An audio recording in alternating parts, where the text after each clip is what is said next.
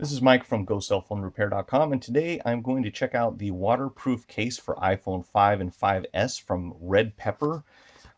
Most of the time I've got one of these styles of case on my phone for a couple of reasons. I like to have the protection that it offers by extending beyond the glass surface of the phone, so this way if it ever goes face down, there's a good chance it's going to hit the case rather than the glass, which is the most fragile part of the phone, of course. I also like that these come with a built-in kickstand on the back, so you can kind of pop it open, and if you want to read something or watch a video while you're sitting at the table and have your hands free, it'll let you prop the phone up either way. These kickstands work okay as long as you take care of them. They're not super heavy duty, but again, as long as you take care of it. I've had this on here for probably a good year and at least a year and a half or so. Works out really well. The other thing I like is that the bottom of the case is open. So for those of you who use wired headsets, it's easy to plug in. You don't have any issues with using anything that can't get inside the case for any reason. I'm actually using a Bluetooth headset now, so it's not that big of a factor, but definitely something to keep into consideration. The other thing about this case that I don't particularly care for is because it's got the rubberized backing. It's kind of good and bad. For one thing, it won't go sliding across the dashboard if you have it sitting in your car, but if you put this in your pocket, a lot of times it tends to pull the contents of whatever's in your pocket out at the same time. So kind of a good and bad on that one. In any case, we're going to take a look at this. This is a waterproof case, and the reason I wanted to review this is because with the iPhone 6 right around the corner, most people don't want to invest a lot of money into their current phone for a couple of reasons. One is that most of these waterproof cases are pretty expensive. So I found this one and it was very reasonably priced, especially compared to most of the others that are out there right now, which, by the way, a lot of times ask you to spend even more money than you spend on the case in order to get a water protection plan, kind of an insurance plan. So you could end up spending 140, 150 bucks just to put a case on your iPhone to keep it waterproof. So this one's going to save you quite a bit of money if it works. Now, here's the thing. I have not tested this yet. I just got the package, and it came from China, although the interesting thing is it says designed in Fort Collins, Colorado, USA. So the English on the back looks very good. Not sure exactly where this was manufactured, but like I said, it was sold by a distributor in China, so I had to get it through the mail. Took a few weeks to get here. In any case, let's go ahead and take a look at it. Probably just tore the package there on the back. That's okay. So we'll slide this out, and it looks quite a bit like some of the cases that we sell in the store. Again, for a lot more money than what this costs. And on the inside, we've got installation instructions, which is helpful. They have a little checklist here for you to go through. And they mention on the outside of the box here something about having a headphone adapter for use in any weather, which is really cool because one thing that's always open on your phone, generally speaking, is the charging port and the headset jack. So once you put it inside of a waterproof case, you want to make sure you seal up those two things at the bottom, but you still want to be able to have access to your headset jack. So I'm going to explore this a little bit more later on. Main thing is, let's get it inside the phone and see exactly how easy it is to install. So go ahead and pop this out real quick. And as you can see, my phone is working, just in case you were wondering. I'm going to put it underwater today, and hopefully it will still be working afterwards. So I'm going to cut in here just to show the installation of the case here. I actually was being a little too careful with it when I first got it. These are pretty easy to install. What you have to do is take the bottom of the phone and just angle it in here because it's going to interface with the area where the microphone plugs in. And, excuse me, the headset jack down here at the bottom. And then as far as this part up here for the silent switch, you can kind of get it into position if you're really careful. But as far as putting this thing on and taking it off, real simple. Mainly, you're going to have to make sure you do not lose this. If you do, your phone will not be waterproof anymore. So you pretty much just make sure that this O-ring is in the correct position all the way around the outside. Lay this directly on top, and you can kind of snap it together. Start at the side or the top, wherever you like. The main thing is, once you work your way around here, you want to make sure this is open and we have a nice flush finish all the way around. And they point out on the instructions, if you drop your phone, make sure this case doesn't separate anywhere, because if it does, it's not going to be waterproof anymore, obviously. So make sure all this stuff snaps together really nice. And then make sure that you also put this piece inside the bottom. I have a feeling a lot of the phones that come in the waterproof cases that have moisture damage, they probably lost this piece. And if you do that, your phone's definitely not going to be waterproof anymore. So I think I've actually got it upside down. This is going to go just like this, and it's got a few little tabs there to kind of show you the right position to set it in, just like this. And once you have that in position, you can flip this shut and you'll hear it snap, and then we're ready to go. So we should still have the ability to operate the phone with no trouble here. So you really got to press on the volume buttons. So they do work, but it's going to take a little bit of effort. As far as your silent button, I don't think you're going to have any access to that at this point. So that's something that you're going to want to go into your accessibility settings if you haven't already done it.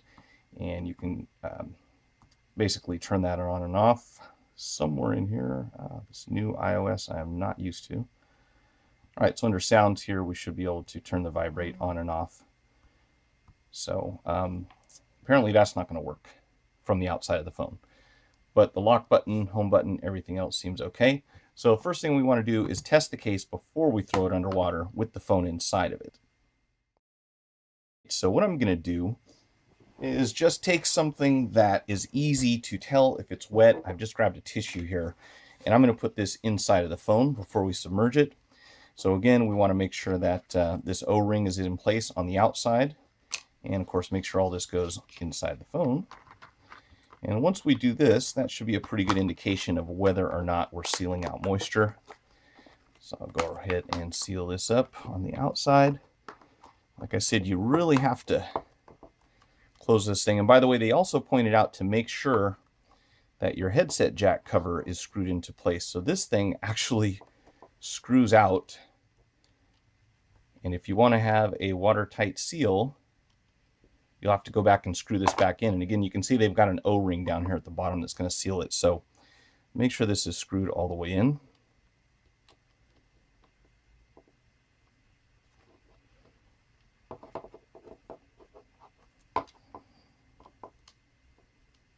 They've even got a lanyard, little thing that you can put a lanyard on here. All right, so we'll tighten this down. If you're boating or swimming or whatever, you need to take your phone with you. Probably a good idea to have it attached to something. Be nice if this floated. All right, so we'll go ahead and put this back in here. Oh, I got it backwards. We're going to go with the tab facing the bottom here, like this. And then we'll go ahead and lock that down. And that is supposed to be watertight. I'm just checking the edges, making sure everything snaps shut. So we'll go ahead and put this underwater for about an hour and see what happens. All right, so I'm going to move this over a little bit and hopefully not make too much of a mess. And here is the water. Let's see if we can't back up. I guess as long as you can see this, that should work. And we'll go ahead and take the case, throw it under, and well, it does float without a phone in it, so we'll need something to weigh it down. They suggest a coffee cup on the package. I'm just going to throw a rock right on top of there, and we'll leave that for an hour and see what happens. All right, so it's been an hour since I put this case into the water with the rock on top of it. And we have some tissue on the inside just to see if this stayed dry. So we'll go ahead and, yeah, at least from the outside, it looks good. I'll find out in a minute here.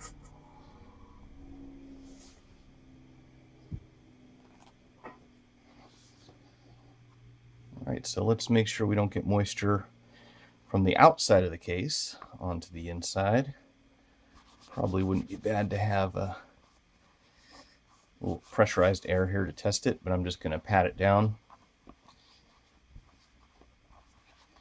And we'll see how the red pepper case did.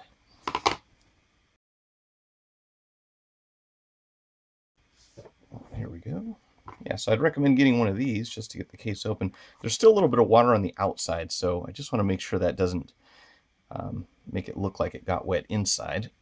Okay, so pop that open. Again, you'll see just a little bit of moisture on the outside of the case. Just want to make sure we don't make any mistakes. But okay, from here, we'll go ahead and yeah, you really have to pry this thing.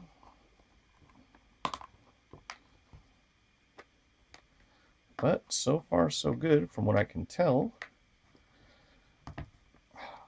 Man.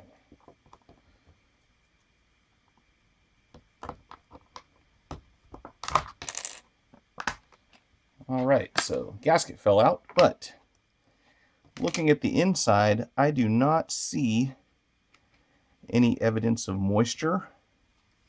Tissue is nice and dry. So as far as I can tell, you'll see there are droplets on the from the outside, but I don't see anything here on the inside. It all looks good. Looks like a little dust in there, probably from when it was packaged originally. And they do recommend wiping down the phone and the inside of the case before you install it. But I think we're good to go for our next step of the test, which is going to be putting my phone inside and hope that I do not destroy it. Fortunately, I do know some people who fix phones, so just in case, we'll be well protected there. All right, so go ahead and put this on the inside. You've got to kind of wedge it in there, the headset jack and the charging port first. That's trying to snap into place, and it actually just actuated my silent ringer. Hit the side there. And then, of course, we want to make sure that we have this thing down here at the bottom. And you see, after I opened it, one little tiny drop fell inside from the case. But I feel pretty confident we'll be okay with this one underwater. And, of course, I have backed up all of the data on my phone just in case. Always a good idea, no matter what you're doing, to make a backup file because you just never know. All right, so this is kind of makes me nervous, this part here, because I'm afraid it's going to slide out of position when I turn this thing over. But I think we can just do that last, actually, anyways. All right, so we'll go ahead and put this on. Make sure the O-ring goes all the way around the outside. And then we get to snap this thing on all the way around. Make sure that's open for the moment, because what we're going to do is one last corner. So I'd say one thing you want to do is very carefully inspect all the way around this thing. Make sure it closes up properly. And now we can set this guy inside, just like that. Flip it up, and you have your one final snap into position. And I got a little bit of dust on the inside of there. But as you can see, my phone is working. And now is the fun part. Let's get some water. Again, I'm just putting down a towel here so I don't make a mess on my desk.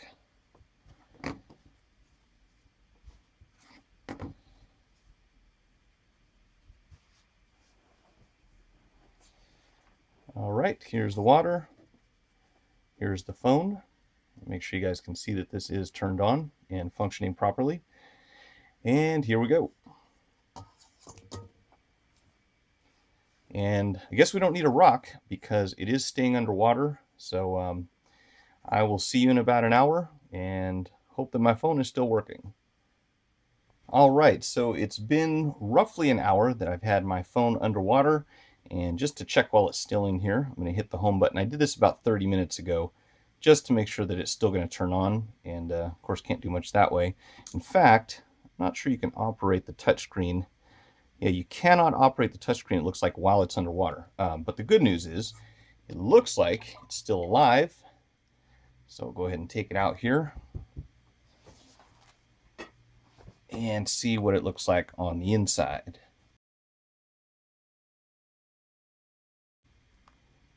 Pop it open here. And again, a little bit of water that gets in these crevices. So this could be misleading. It might make it seem like you got some water inside, but there's actually water on the outside of the case, which will not be a problem. Again, you want to make sure you do not lose this little piece right here. I have a feeling that's probably one of the reasons that this goes wrong sometimes, is people don't realize that they're missing a piece. But let's go ahead and get this opened up. And not something you want to have to do too often. You can actually pull it from here. Okay, So again, I got a little bit of water from the outside of the case on my hands, but the inside looks clean. Phone's still turning on. No signs of moisture that I can see anywhere. So let's see. Again, I sat it down on the table, and there was some water here on the surface, so it did pick up a couple droplets when I set it down, but it was not actually inside of the case. Everything here looks dry, so I think we're good. Again, I think I splashed a little water here. Just want to make sure I'm not missing anything. It's supposed to work up to, I want to say it was 6 feet, 6.6. It's a 6.6 meter drop. So it also says you can go 6.6 feet. Interesting. It's good for 2 meters, whether you're snorkeling, surfing, swimming, or if you drop it. So let's see how it does in the pool.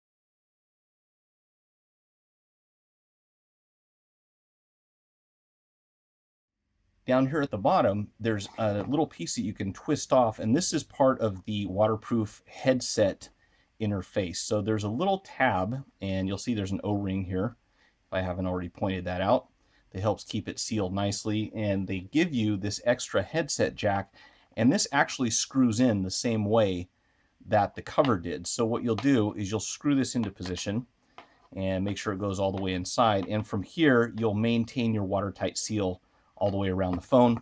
And then of course you can plug your headset jack in over on this end. And then when you get done, of course, make sure that you don't lose that cap, because once again, without this, any parts missing from this case and you lose the waterproof capability. And it's not too hard to put in really, but you want to make sure that's tightened down really good before you get anywhere that exposure to moisture or water is going to be an issue. This is a recording that I made while my iPhone was inside of the waterproof case. And this is what my iPhone normally sounds like when I record without the case. One thing about this that I noticed right away is that unfortunately this port will not accommodate an aftermarket charger. So, and by the way, opening this up, pretty easy. Just pop the bottom straight down. Oh, it was easy earlier. Okay, so you're just going to pop this open when you go to charge it. The only thing is, aftermarket charger will not fit into the case. So I was a little disappointed about that. And you don't really want to alter this in any way. I'm sure it's almost the right size. The OEM one fits in perfectly. This one does not. And I'm a little bummed about that because I tend to misplace my chargers quite a bit, and I am not going to buy an OEM charger for this product for a couple of reasons. One, because I lose them so often, and another thing is I'm definitely not going to spend $30 on something that probably costs 50 cents to make. So in order to charge this with an aftermarket, you're going to have to take the phone back out of the case, which fortunately isn't too tough. If you just grab the corner right here, you kind of pop it away, and from here it will peel off just all the way around, and you can get your phone out without too much trouble. Easy to install, easy to remove. What I liked about this case is that it's waterproof, it has a slim profile, an extremely low price point, comes with a built-in screen protector, and it's impact resistant. On the other hand, you will experience some sound distortion. The fingerprint scanner on the 5S obviously is not going to work. The silent switch, if you try hard enough, you can get it to activate, but for the most part, it's not consistent. And again, with the 5S, you may experience some issues with flash photography because the hole on the back of the case is actually cut for the 5. Overall, you get some very impressive liquid protection. If you found the video helpful, hit the like button, subscribe to my channel, and feel free to share it on the social media platform of your choice. For more information, visit us on the web at gocellphonerepair.com. Thanks for watching.